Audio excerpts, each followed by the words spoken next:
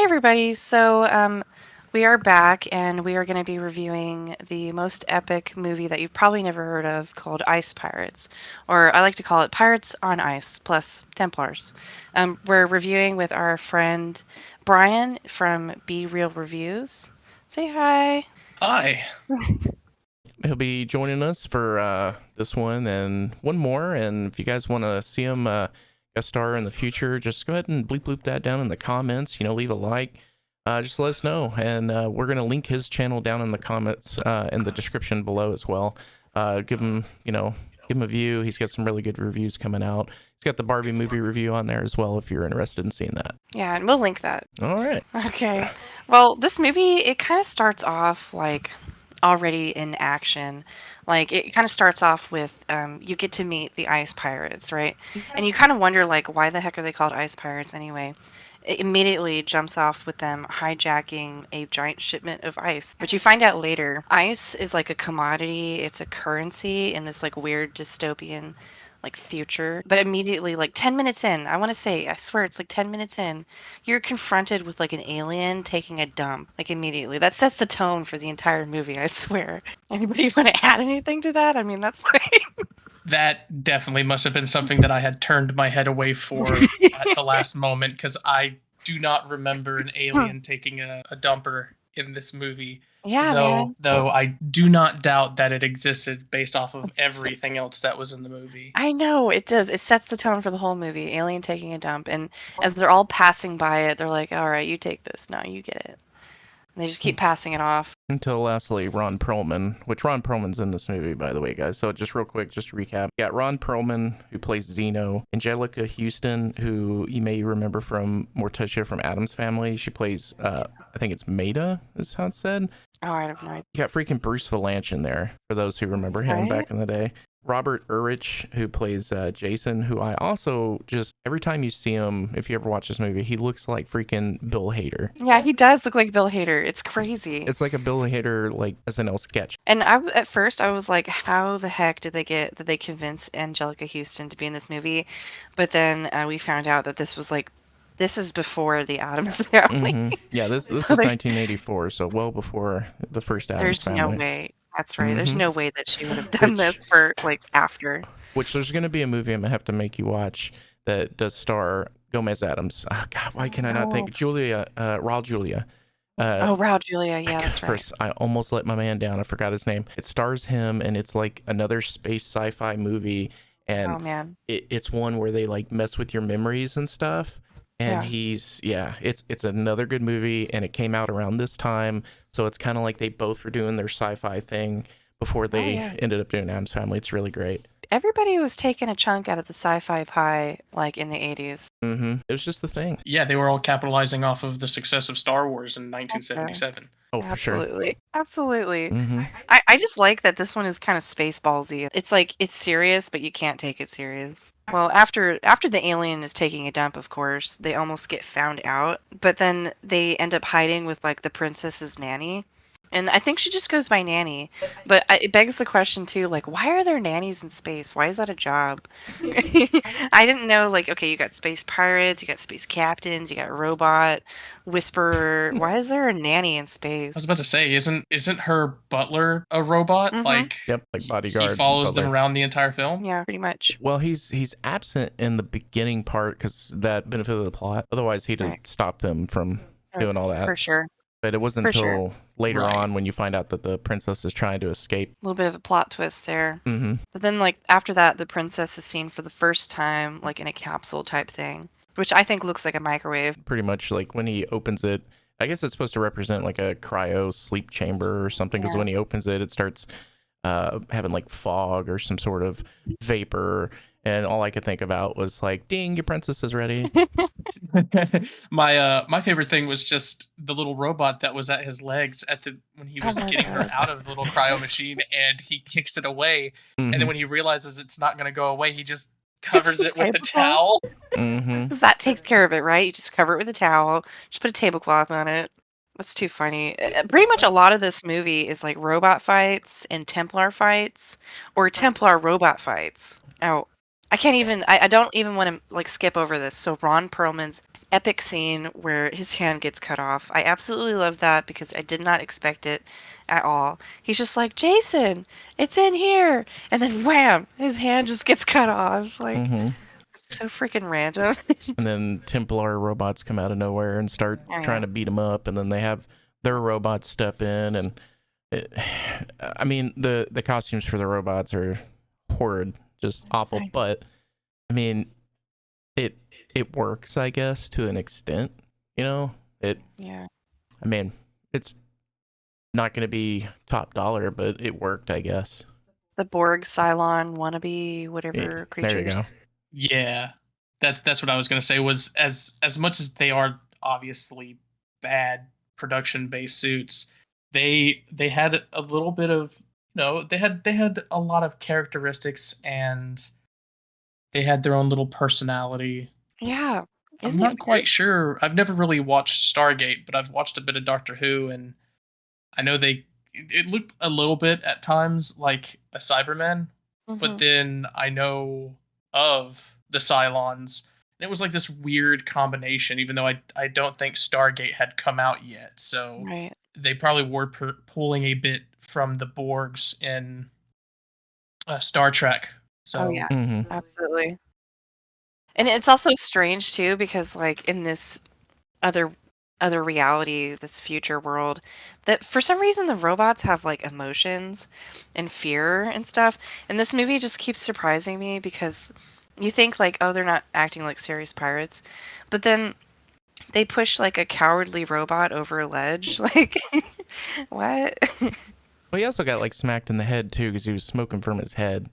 Oh yeah, that's right. So I guess he was kind of useless at that point. I guess so. I think that's actually a neat little detail that the robots themselves have personalities and feel emotions, Hmm. simply for the fact that this is supposed to be the future, dystopian future, as set up by the rolling credits at the beginning, Right. Mm-hmm. and the fact that these robots would have to be able to operate somehow. So a highly advanced AI would eventually develop emotions, and this is sort of the opposite side of the spectrum, where instead of them becoming, sentient to the point where they want to kill their creators because the Oh, creators are the problem, they're just like, I'll be subservient, but I'm going to let you know that I'm sad. right. They're almost more like humans because, like, speaking of like robots with personalities, after that, like the ice pirates somehow make it to the center terminal area where all like the Templars are chilling and for some reason watching rugby.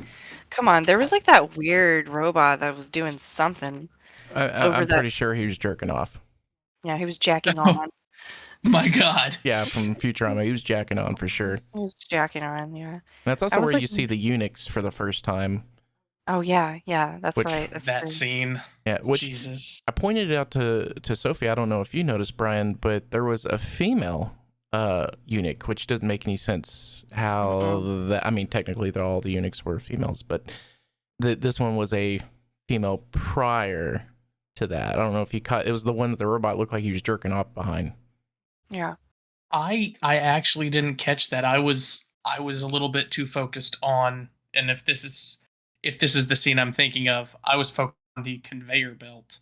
Oh Oh no, yeah. you're Well, thinking too far ahead. This is back when they're still on the ship before they even take off with the princess.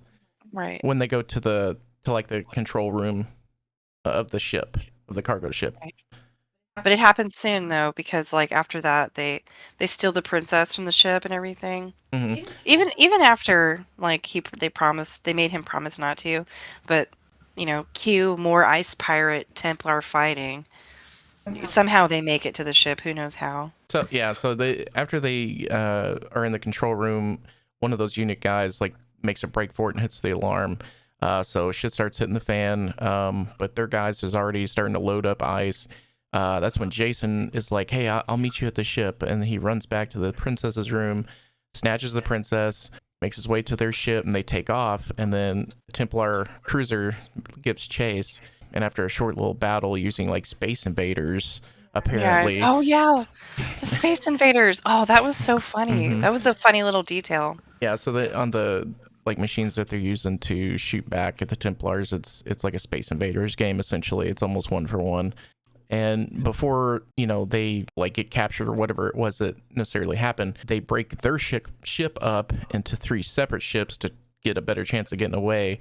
But unfortunately, the one that the pirate captain Jason and the princess and are on, they get boarded by the Templars and captured. And that's when it then shows them in like the prison cages on the way back to the Templars, like I think homeworld, I believe it was. I think so. And that's where they're being told that that's also where they meet Killjoy in the prison cell. And Killjoy's actually a really cool guy. He's a top-notch swindler, I swear. Oh, straight up hustler. And he tells them he's in there for grand larceny and theft and all that. And and he proceeds to tell them that they're all in there for the same sentence, and that's where they're going to get what they call redesigned.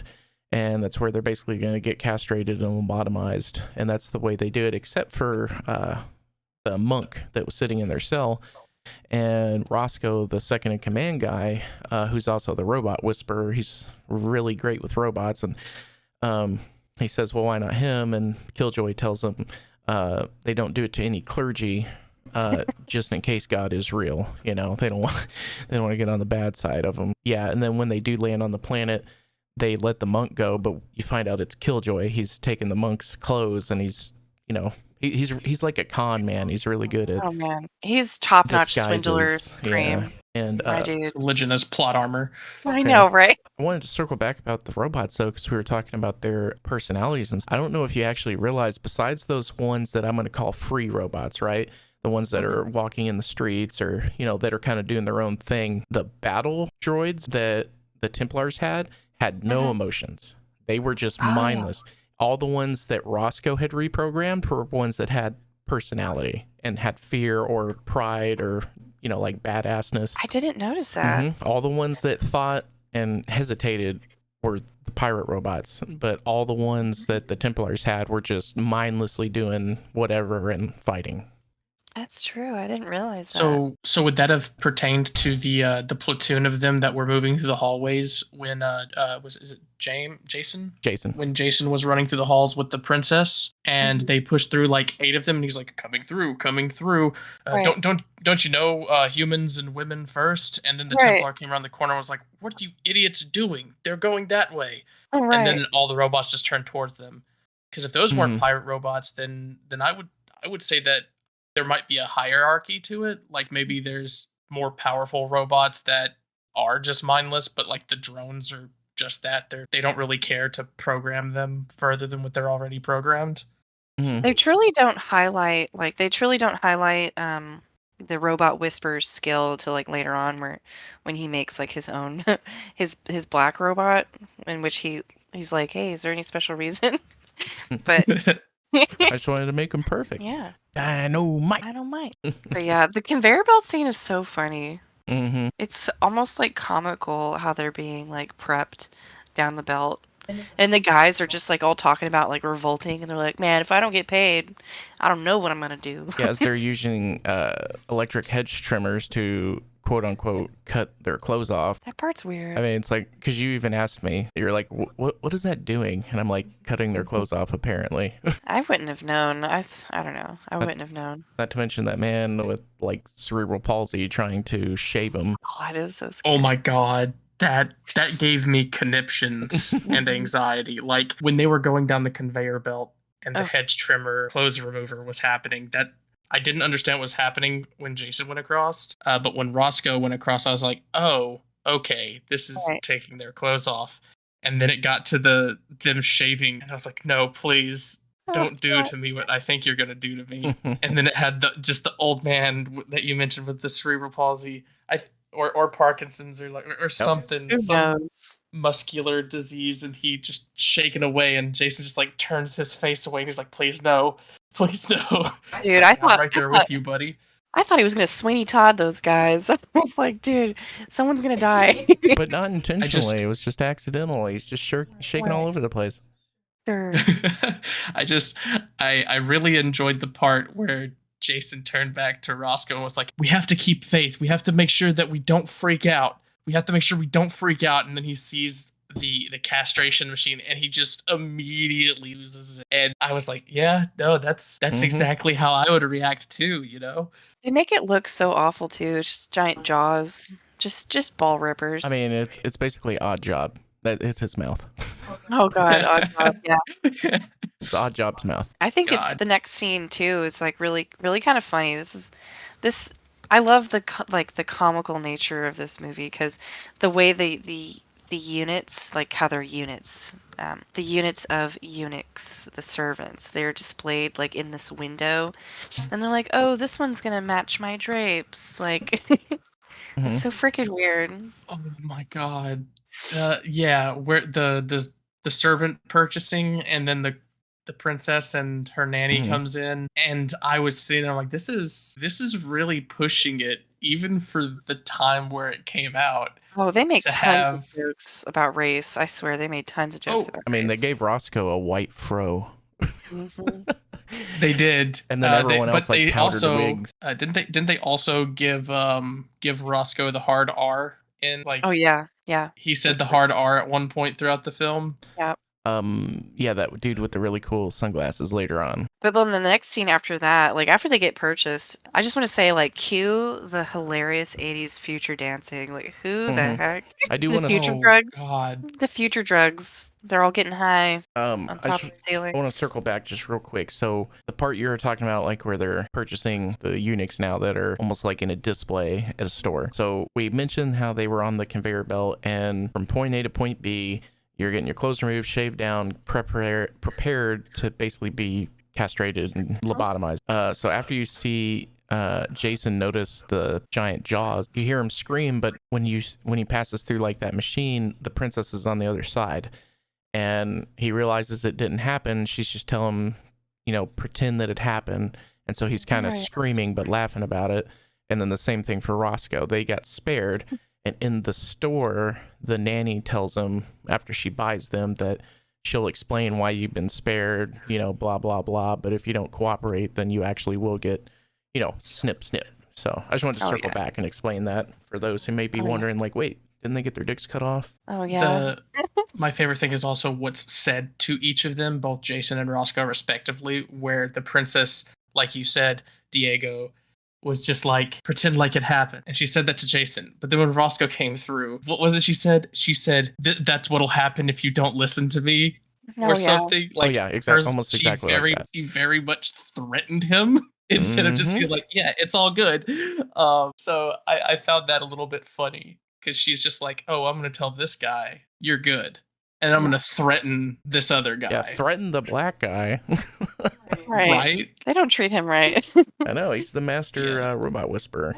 I know, he's the robot whisperer. But yeah, hilarious 80s future dancing is like my favorite weird future sci-fi movie trope is weird future dancing. It very much reminded me of the dancing from Wednesday on Netflix. Oh yeah. And I can see that. it's just, there's something about it that when those scenes happen in those movies from like between the 70s and the mid 90s, maybe even up to the early 2000s, when those dancing scenes happen in futuristic movies, there's something so discomforting about it. It's so displaced from reality. Cringy, I think is the word you're looking for. 100%. Look, there's a million different words for cringy, and I'm trying to go and use every single one of them except for cringy. You can say cringe here.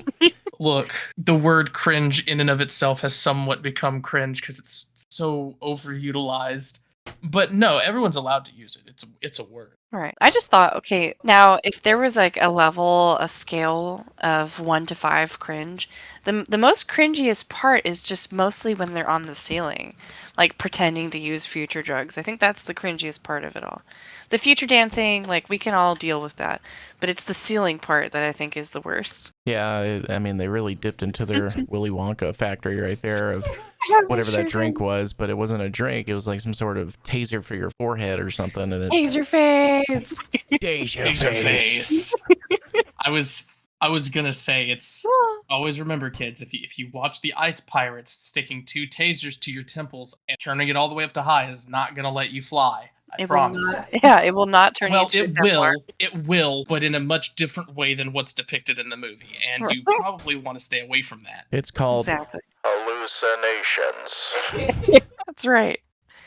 Oh man, and another great. So I love the swindler pirate guy. Like he's such a great Killjoy, right? Killjoy, yep. He's such a great character, honestly. He shows up again dressed up as a robot. I'm just like, wow. He was just hiding in a closet. This dude's amazing. He was hiding in the check room where all the other robots were. Yeah. Then he's, doesn't once they meet back up with him, don't him and Roscoe almost get propositioned by like a prostitute robot? Oh my or God, a no, robot yes. they promoting didn't prostitution? almost. They did get, and it was a Oh. pimp. It was a pimp robot. Yeah, I was a pimp. Yeah, Pimpatron 9000. And Killjoy's Yeah. just Whatever like, come it's on, man, called. it's been a while. Yeah, I bet Bender knows that guy.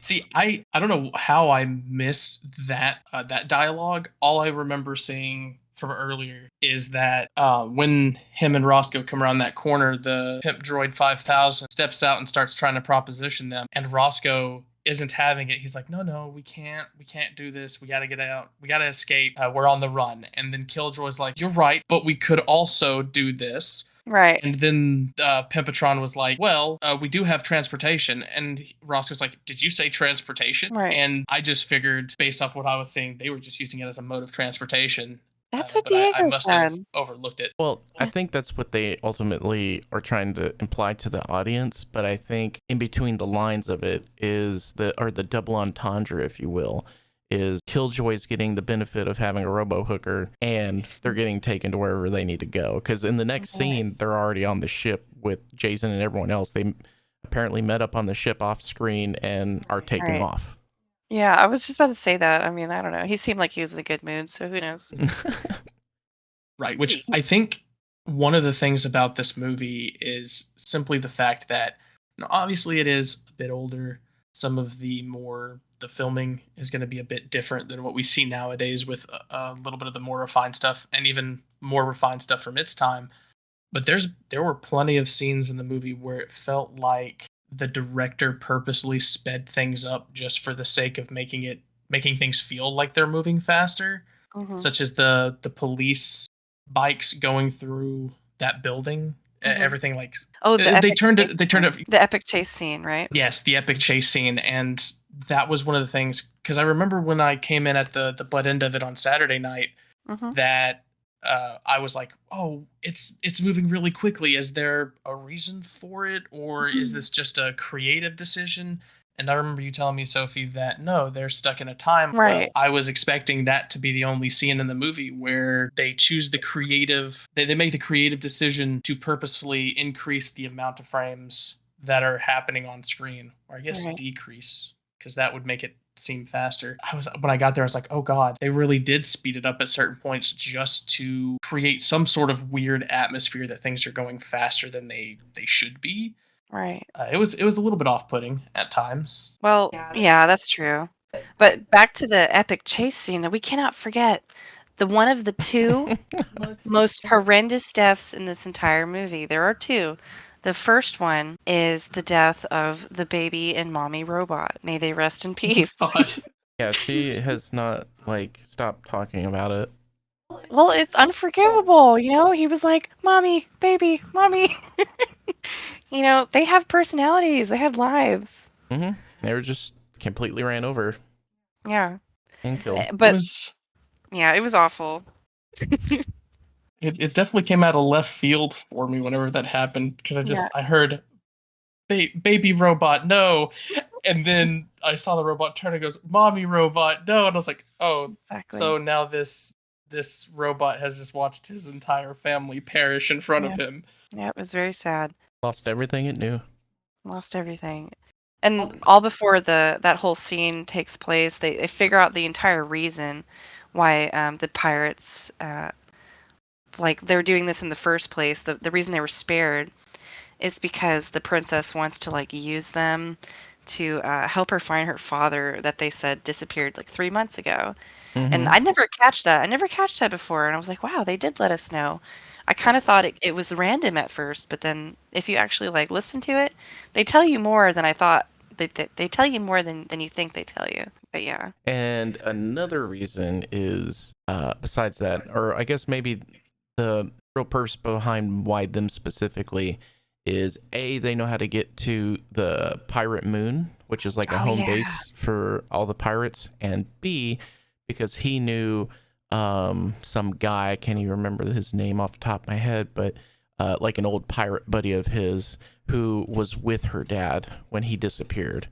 Right. Supposedly on that pirate moon. So she Right. needs them to get to that place to talk to this guy.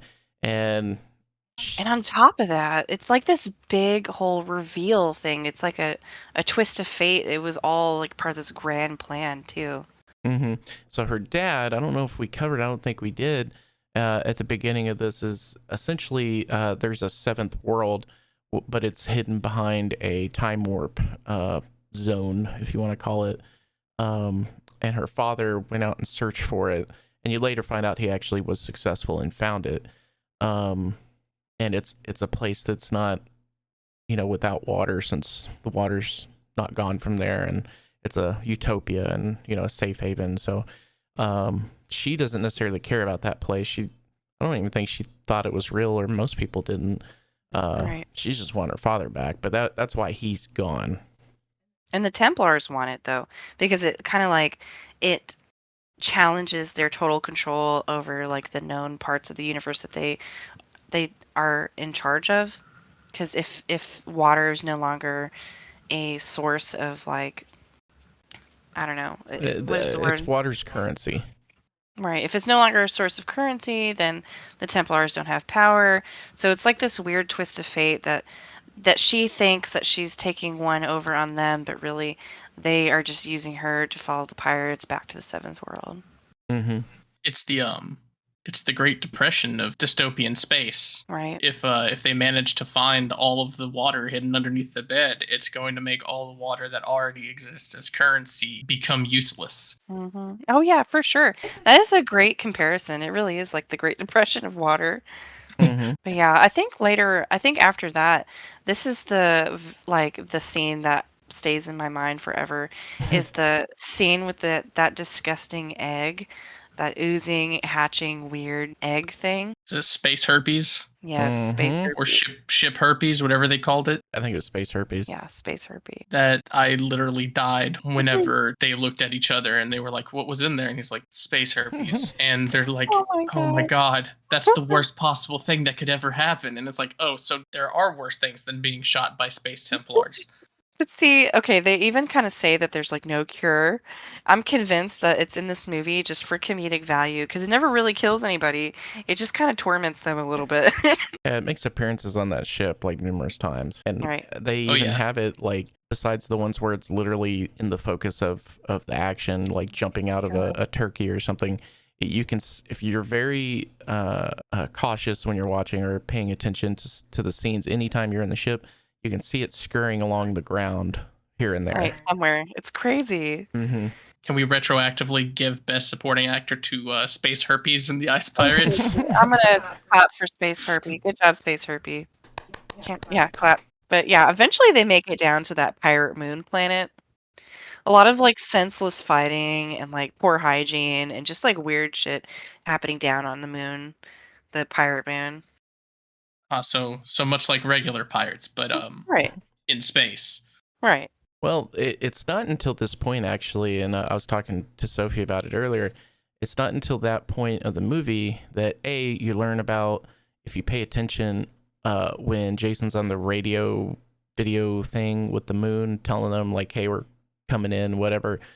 As it's starting to showcase that space herpy hatching, if you listen and pay attention, he's actually talking about that guy that they're there to try and find, how he was on one of the ships that was going with the princess's dad, and it got stuck in that time field, the time warp, but it left out of the time warp and came back. And then when they actually get on the moon, like all these other people that know them are like, "Hey, did you get any water or ice or whatever?" They're trying to find. No, we didn't get anything. And so you actually see that on a whole, there are some bad pirates, but on a whole, a majority of these pirates are actually the good guys. They're kind of, would you say, Sophie, like Robin Hooding? Oh yeah, they're totally Robin Hooding. To provide water for people who, are in poverty, and they're just trying to help out. So really, yeah, they're kind of bad and do bad things, but they are trying to help people in the end, with stealing the ice from the Templars. it's the are you a bad person because you do bad things to help people, or are you just a bad person? And it's that the whole moral compass situation, Mhm. and Right. you kind of become the labels that the existing authority labels you as. And so pretty much none of them are, I guess you could say, unless some of them are actually bad, none of them are actual space pirates. They're just all space sailors. They're all spacemen Right. who are trying to do good, but they are constantly being stopped because of this overwhelming authority that has rules and regulations. So you kind of I would. just, it's hard to get around those. Oh yeah, I would even say they're space opportunists. That's See, well now put. you're just yeah, now you're just treading around you're walking on some moral eggshells there. Well, the water was already there when I got here, so I just put it on my ship. So Yeah. Who's gonna miss it? yeah, who's gonna even know that? Like, who even knew it was there? Hmm? Somehow, okay, so when they all meet up, this is another gag that I love. Somehow Ron Perlman's hand is back, and they don't explain it whatsoever. It's not a robot hand, nothing. It just grows back, and no one ever explains that. It's just like, what? Yeah, they do gloss over that fact. It was, I mean, even I think this is like what our fourth time watching it. Mhm. I did not hear or see anything that would explain like super rapid, you know, medical regrowth of a limb. They never explain it. I mean, because the freaking one of the bad pirate guys that you eventually see soon, he's missing an eye. I mean, he can't get his eye back. Like, what's happening here? The I think I've got an answer for it, and it has to do with the $9 million budget that it had. Oh yeah, yeah. It's I have definitely definitely one of those types of one of those movies. It grossed 14 million worldwide, what? but yeah. No. So yeah, according to IMDb, the budget was an estimated $9 million, and it grossed $14.2 million worldwide. Holy crap. Opening weekend on March 18th in 1984 earned it 4.3 million dollars. So it earned half of its budget back on opening Holy weekend. So like an crap. 80% increase in profit. That's not bad. Ish. Wow. Yeah, which normally, at least, I think it's changed in recent years because obviously Disney has such a stranglehold on the market that they can continue to put out movies even when certain movies don't do well. Hmm. Mhm. And same with Warner Brothers, which is surprising. But I think back in the day, especially when I was growing up, one of the things I most often heard that always floated around was if you had a movie with a budget, you normally wanted to make 2 to 3 times the budget back Hmm. before you considered making a sequel. Well, at least 2 times the budget back before you considered making a sequel. And if it made 3 times the budget, it was almost a done deal. Wow. And just for those who are listening and wondering exactly what Brian's talking about, in movies such as that, it is much cheaper to not have to consistently deal with, an amputated limb or any kind of special effect continuously. It's just cheaper. So having his hand mysteriously come back, even if you don't explain it, is much cheaper that way than having that hand prop, or limb missing, which in a little bit when Bruce Valanche's character is revealed, I'll go over that part too because that's kind of the same thing. They did a gag as far as him being headless for a little Oh bit, my god. Yeah. but to maintain not having to keep doing those kind of shots and using a fake head and whatever, they did the same thing. It's all of a sudden now he's not a floating head or whatever. He's like, look, I found a body. Yep. Yeah, the robot body. Mm-hmm. Yes. But that's in the future. We'll talk about that when we get to it. True. Next, they kind of like attempt to bribe a quote unquote man who looks like a mix of like a frog and a worm. And like they try to like bribe with womanly charm.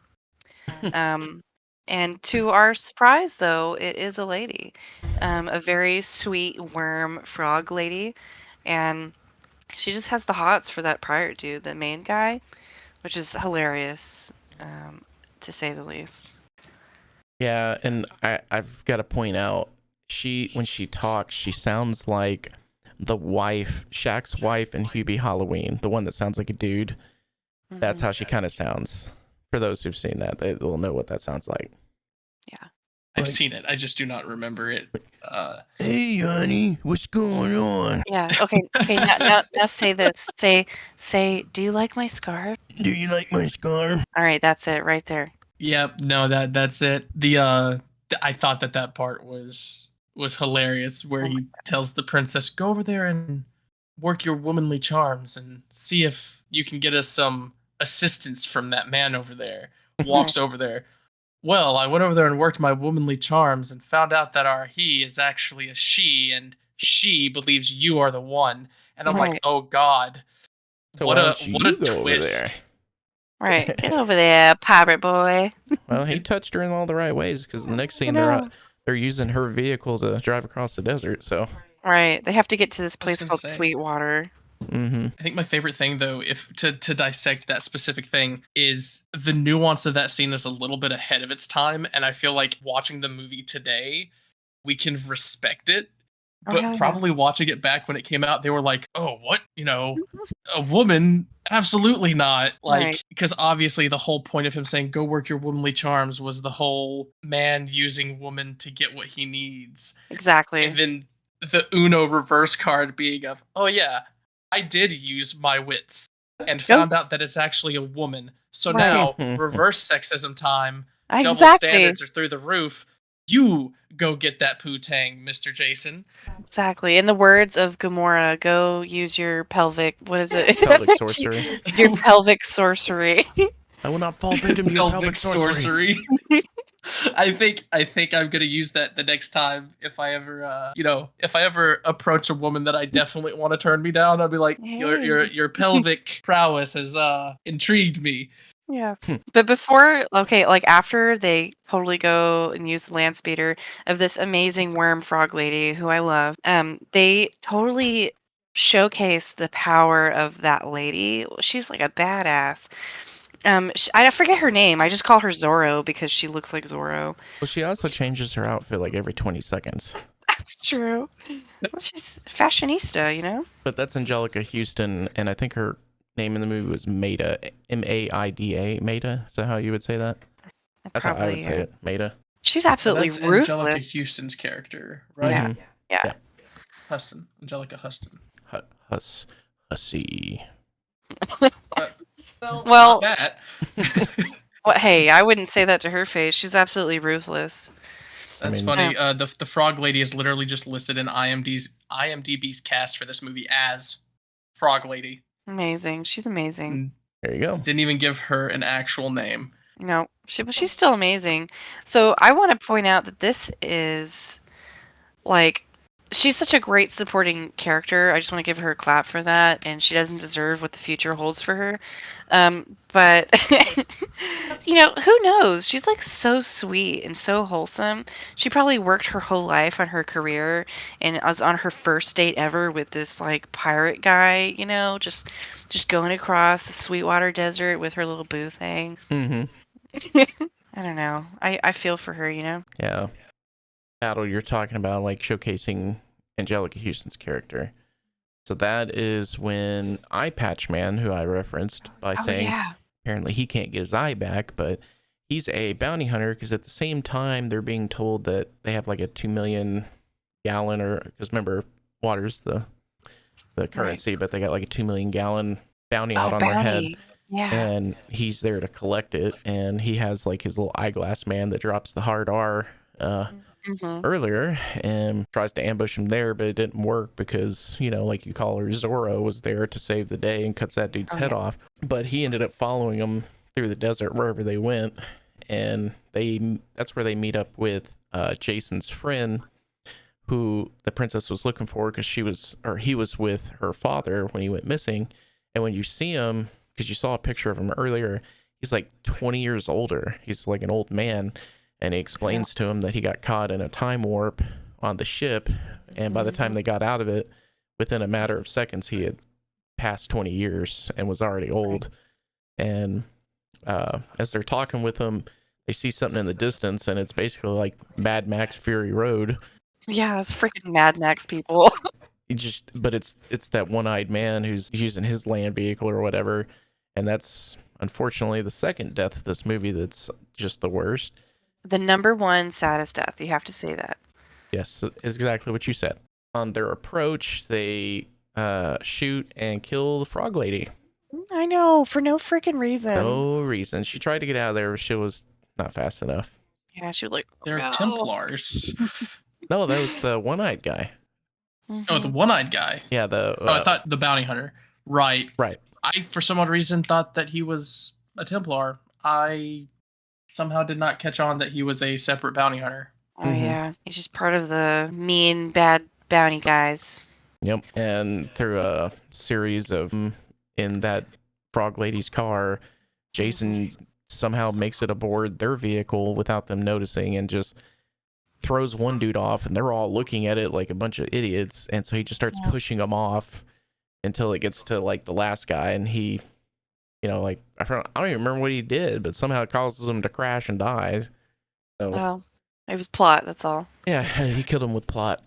Yeah. And freaking dude, the guy that aged, he just he gets hurt somehow, and dude just freaking dies from a bad back, I guess. Yeah, they don't show him getting injured at all. Like, he runs just fine to the car, and then they're driving away, and then nothing else happens. Like, Jason, all the action is revolving around Jason on the other car. And then when he's done and he jumps from it because it crashes into something and blows up, he runs over to the other car that they arrived in, and somehow it wrecked, and the dude's just laying there dying, just like, ah. Yeah, dies from a bad back. Mm-hmm. Well, like when Uncle Ben was talking to Peter Parker, with great responsibility. well, Dies. they didn't have elderly falling alert medical alert systems back in that weird dystopian future. So Life alert. Yeah, they didn't have life alert, so they're not able to help him. I was about to say, I think it's really funny how there's a lot of media, especially media made in our real past, that details futures, and those futures that they detail don't have the best medical plans involved. But then you get to nowadays tales of the future, and every single tale of the future normally involves some sort of super high-end, health insurance plan. Look at like Cyberpunk and a couple of, I want to say like Blade Runner had it, and technically Altered Carbon also has it. Oh, great series. Oh yeah, I was upset whenever that got canceled. But yeah, I remember that show. Yep, unfortunately, they couldn't give Joel Kinnaman the money that he wanted for the show or something. He had issues with the showrunners, and then Anthony Mackie just couldn't carry the show the way that it needed to be carried. Although he did well. There's nothing against him. It was purely a Netflix audience-based issue. Thankfully, though, the way that universe operates, I know we're going into a show, guys. I'm sorry. We just have to talk about this tangent. But unfortunately, fortunately, rather, for that show, the way that people can shift their consciousness into another body, or sleeve as they called it at least made that change work versus other shows that lose the lead, and it's like, oh crap, how are we going to fit this in? They were able to hit the ground running and not change anything, which I think at least saved it for a bit. Right. They didn't have to do anything unnecessary, like giving someone back their hand and not telling us why they have their hand back, or killing off frog ladies. Oh man, or that having don't a guy deserve to die of a bad back. Yes, or dying of a bad back. He must have only been the ripe old age of 33. Oh my god, I was just about to say that. Sometimes I wake up with a bad back. I'm surprised Roscoe didn't die of a bad back from carrying the rest of the movie because he's so Oh awesome. man. Jesus, if that's not the truth. All right, so where are we? They just somehow they make it back to the ship. Yeah, so the next scene, they're back on the ship, and they took some donkeys and pigs that guy had for some reason. But before he died, he told the princess that if anyone knew where her dad was or where he may be, it's whatever planet that eventually you see as Bruce Valanche's planet. So that's where they're heading to next. And Ron Perlman has his moment here where he decides to cook dinner with these weird, he has his very special HGTV moment where he decides to cook dinner. He's suddenly very flamboyant for no reason. And these futuristic hands just like come from the ceiling. I love this. I have never seen this depicted in an alternate future before. Usually it's like weird robot claw hands or cybernetic like Terminator hands or whatever. These look like hands that are just normal human hands inside of like black plastic bag or gloves. And they're helping him cook. Actually, I want to point out that anyone who has seen the movie Undercover Brother, when he has to prove his blackness to get into the Undercover Brotherhood, like secret location, that black arm that comes out of that sliding door, and he's like doing all the all the hand gestures and shit with it. That's essentially what this was in that movie. Man. Talking about the handshake confirmation machine. Yep. Oh my god. Okay, so the handshake confirmation machine comes from the ceiling and helps Ron Perlman cook dinner. I love that scene. But this is another moment where the comedic entrance of the space herpes emerges. It comes out of what his delicious homemade meal was, which is like some kind of weird space chicken thing. They're like cutting up the chicken, and the space herpes, presents himself once more. Comes out of the chicken. Everyone's disgusted. They're probably vomiting in their mouths, so on and so forth. I feel like I would be too, right? Seeing space herpes exit my space chicken. I know, right? It's pretty disgusting. And the way that it just like flies around is just hilarious. It's like it's on roller skates, like just flying around everywhere. Things on my bingo card today, but roller skating space herpes was not one of them. No, that was not on my bingo card for 2023. Nope. But after that, they finally arrived to the planet, which I am calling the Viking Woman Unicorn Planet. That's in my notes. Viking Woman Unicorn Planet. I am not using the internet. Okay. Well, I'm going to keep going. So they get captured, right? But not before they have a scuffle, of course. They're always doing that. They always fight. And for some reason, I thought this was interesting. Unicorn horns on these Viking woman unicorns. I was like, why are their horns like bee stingers? They just like break off into an enemy. Why don't they just like be careful with their horns? Why are they breaking their horns off in people? That's just weird. They're not bees. TriStar. So yes, I have been using the internet. Sue me. TriStar. That was the production company. I couldn't remember off the top of my head that they have a Pegasus as their logo. Yep. And every time I was seeing these unicorns, I know a unicorn and a Pegasus are two different things, but that's what I kept thinking because the way that they're galloping through the smoke and the silence, I was like, oh, it's like I'm about to have a movie premiere going on. Yeah. But after they have like that scuffle, they get captured and of course drug into this throne room where there's these very buff, Viking unicorn buff women. Except for Roscoe, because they're still racist. They just left the black guy. They didn't even pay him any attention. I know, right? It's just like, what's that movie we watched, babe? Where they're like, oh, don't take me. All right. Come on. Oh, it's The Animal. Oh, yeah. God, look, all I'm going to say, and this is going to go all the way back to the castration conveyor belt, and that is, if they're all supposed to be castrated and Roscoe and Jason made it through it, I'm very surprised that no one on the opposite side. You would think that they'd have some sort of inspector on the other side to be like, oh, yes, their wiener has been removed. And the moment that the nanny saw Roscoe come out and she eyed his package, I was like, Jesus, just go ahead and tell us that he has a ginormous wiener. And that he was like half covering it too. He was half covering it too. And you could see it on the camera when they were all paying attention to their crotches, because obviously I looked at the crotch when they went through the crotch removal conveyor belt machine. Right. I would like a disclaimer so it's to just say that I did not immediately look at their crotches to verify whether or not that they were removed. Okay, you are a liar. Survey says that was a lie. Yeah, survey says that was a lie. Crotch watcher. Yeah, so what, Subi? Crotch watcher. But yeah, the throne room is hilarious because like I have to immediately point out the topmost right-hand man or woman, I should say, the right-hand woman of that weird dude Bruce that's sitting character. Yes, Bruce Verlange is so contoured all over her body. She does not have actual muscles, but she's just so heavily contoured with makeup all over her body. Did they not think we would notice? I'm not an idiot. You're an idiot.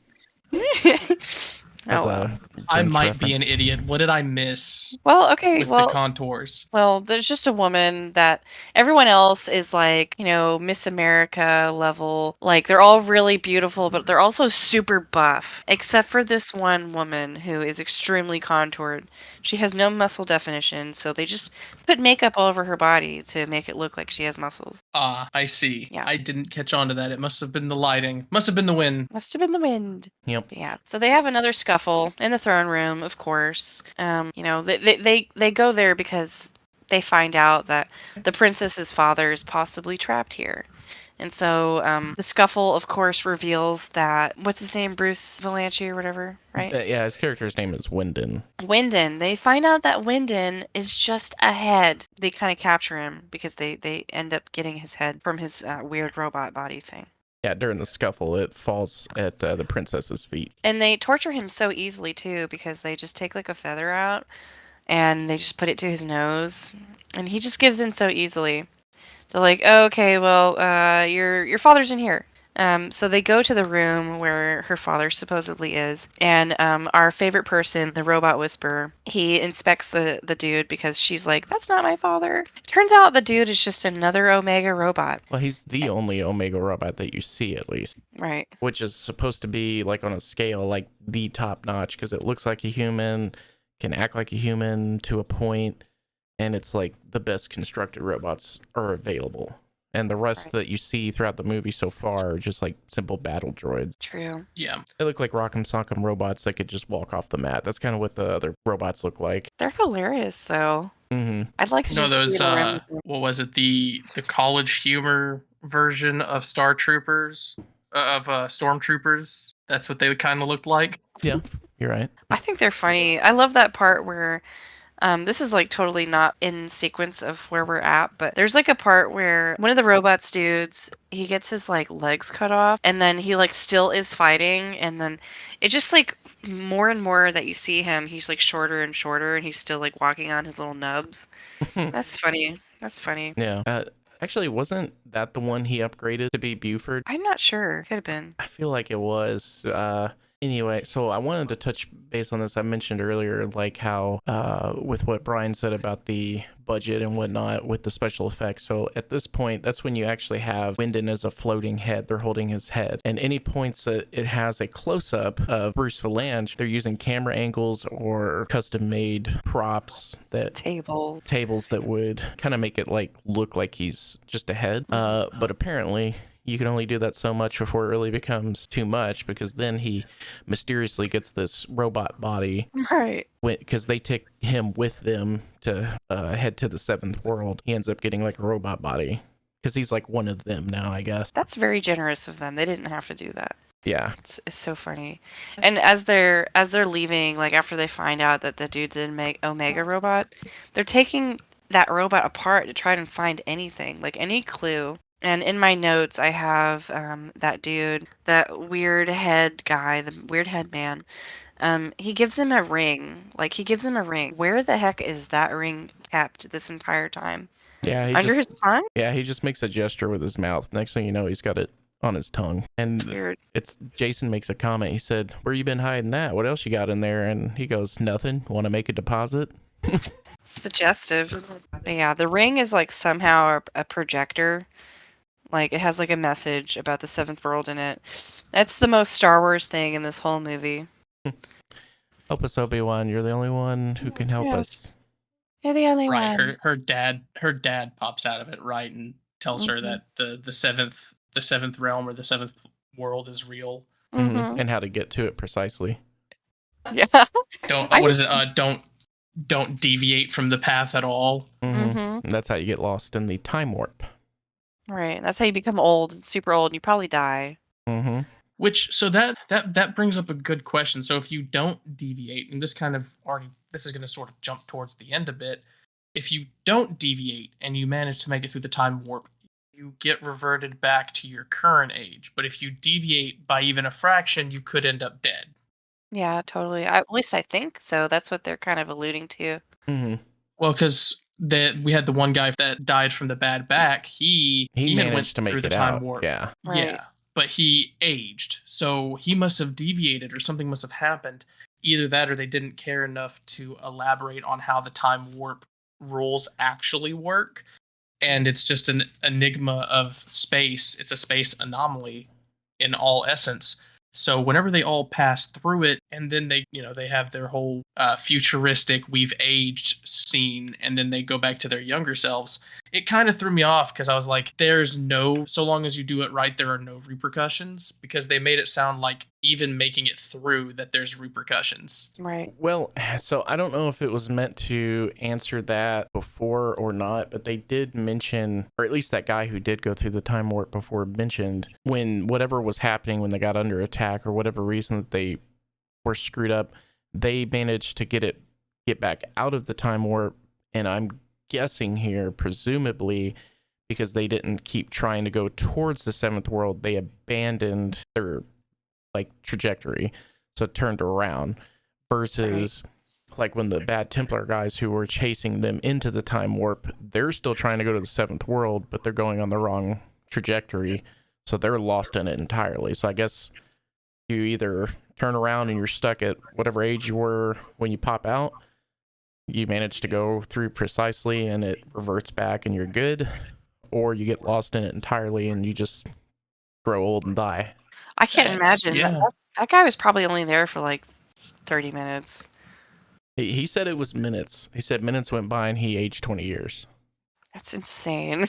Which It's kind of like the event horizon of like a black hole work, where if you go around the edge of a black hole, that everything around you is supposed to move forward in time because light ceases to exist.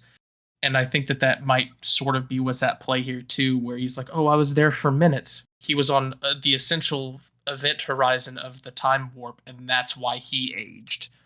That could be a potential explanation, but yep. Hey, it could be. Yep. I mean, we'd have to, I guess, kneel to the physicist's explanation on that one if anyone want to, pop in an opinion on it or a thesis or whatever, because I don't know. We'd have to go dig Stuart Ratfill up from his grave. Yeah. And ask him. Yep. I'm not a high enough level necromancer to do that. Yep. But I mean, remember, you only get 5 questions. We are actually at that point of the movie. We are about to wrap it up, and now that the princess has used her little ring hologram to see, Princess Leia talking about Obi-Wan Kenobi, her dad gives her the precise course to get to the seventh world, which is where he is at, safe and sound, waiting for her. So they input the course and start heading onto it. During that, the evil Templars are giving chase, and they can't avoid them, because if they do anything to try and avoid them, they're gonna mess up the course, and that's gonna pretty much kill them, as their dad said. Oh, and don't forget the the very most important scene that happens in the hurricane room is the intimate scene between that dude and the princess. Oh yeah, okay. So I kind of glossed that over. That did happen right before they entered the time warp. Important. Yeah. So they have like one of those hologram rooms, like in Star Trek or all these other sci-fi shows, the Orville. He takes her in there and he puts in like a program that's like what they call it, love thunderstorm or love storm, something like that. He does his pelvic sorcery in there. Yeah, he makes love to the princess in a thunderstorm, getting rained on and everything. Nice. Oh my god. Yeah. The overly long and drawn out sex scene that could have ended 5 minutes sooner than what it did. Yeah. Yeah, if you shaved off 5 minutes, you still had at least 20 minutes, of sex scene to go. That's probably a majority of their budget right there. It was like, okay, now fuck. Yeah. All right. So that did happen before they actually entered the time warp, but right. So after that, then now they enter the time warp. Time warp. Yeah, Ron Perlman's character is like, hey, they have like this clock on the wall that starts speeding up real fast, I guess for the benefit of the audience. And he starts saying, hey, like every minute is a day or half a day or something like that. And the further in they go, the faster it starts speeding up exponentially. Right. And at that All time, of a sudden. Yeah. Oh, the princess. She's like, I feel sick. Oh yeah, and she runs off to her room. And then that's when the Templar ship catches up to them and they get boarded. So now they're having a fight in the hallways of their own ship, and just making it literally down the hallway, no more than what, 80 feet? Yeah. Like 6 months goes by. Yeah. Yeah. It's literally been 6 months and seconds. Like, it turns out, like, dude finds out, oh, the princess is pregnant. He's, like, running back there to meet her, and the baby is born. Like, it's crazy. I mean, the baby, obviously for movie's sake, they don't usually use newborns, so it's always usually a several-month-old child. But I think it was both a decision like that, and that child was probably born already for several months. Oh, yeah. In a time-wise, so Right. and everyone's hair's growing out real long and beards and whatnot. Dude, everything happens so freaking fast. Mhm. And then they like they're having their skirmish like with all the robots and Templars, and it's just like a whole fight fest. They flash back to Nanny, and she's a freaking skeleton. Like, Yeah, the kid's like 5 or so now, running around, and so the princess is like trying to chase him around. She's like, "You need to be careful with Nanny. She's getting old." And looks, and boom, she's just a corpse sitting in the chair. She's like, "Nanny, no!" And I was like, "Oh God, that's Yes. kind of dark It to is. make someone who's already like lost a lot of people. If only we could Watch bring the someone frog die. woman back. Yeah. If Mhm. only we could bring the frog woman back. It's not fair. Right, and then Percy, the like robotic butler guard for the princess, he killed the space herpes. Yeah. He What a squished brave it. soul. Yeah, but Finally. the battle in the hallway took like decades apparently, because they're just all becoming old men, and they get kind of pushed back into their cargo hold, which is full of ice. Ron Perlman, his character, pretty much kneels over and dies. Like, he's so old, he just kneels over and dies. It's like, yeah, I'm getting too tired, and just dies. And He also dies of being tired and having a Mhm. bad back. yeah, and they kill Killjoy. He gets stabbed in the back. Right, by Templar. And now it's just down to Roscoe and Jason, and now they're old ass men. One of them has a huge afro. Yeah, that was pretty funny. And then the best part about that is, if I'm not mistaken, didn't the dude who played Jason, didn't he just play his own son too? Yep. Yes. Yeah, the princess comes running in. Jason, it's our boy. It's our baby boy. Surprise! It's actually just him again. Right. Yeah. And then next thing you know, you start getting like flashes of the crew and all of them back when they first entered the time warp in like the control room of the ship. And you're just seeing like fades between them and when they're old, them old, and then just back to them. And they all kind of like are looking around like, whoa, did that just happen? Right. And I want to point out, because everyone but the princess, Roscoe, and Jason, and of course their son, died. Yeah. Yeah. And all the ones that died pretty much were like, whoa, I have been dead for decades, and I just came back to life. I was staring into the eternal blackness for years. Yep. I won't lie to you. That's something that didn't even strike me when I watched that scene the second time. But now that you mention it, it did bring up one really good thing, one really big question, and it all goes back to we don't cut off the eunuchs' wieners in case God actually exists, or we don't cut off the monks' wieners in case God actually exists, the clergymen. Mm-hmm. And my thought process is, well, if 6 out of the 9 crew members or 6 out of the 10 crew members died, well, can you guys tell us if God exists? I'm sure they'd have some thoughts on it. They'd probably just be like, let me just tell you this. Don't cut off wieners. Don't do it. They're necessary. There's a certain keyhole in the pearly gates that's necessary to get in. Otherwise, it's straight down. Like gold member. Yes. My winky was the key. My winky was the key all along. There's a certain gold. Isn't that weird? There's a certain whispering eye that needs the key. Now that you have the whispering eye.